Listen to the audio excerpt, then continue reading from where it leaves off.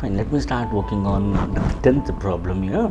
Right, 5/6 of an hour is equal to, right, they have given half an hour, 40 minutes, 50 minutes or 55 minutes. This we can make it as 30 minutes also. Let us check out here.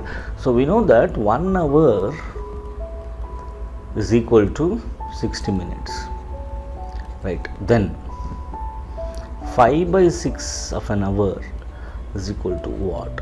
This is the question mark. See, this you multiply it, so you are going to get that. So therefore the question mark is equal to 5/6 into 60, right?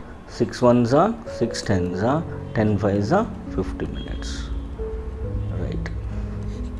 This is simple ratio problem, right? This is C, 50 minutes. Option C is the right.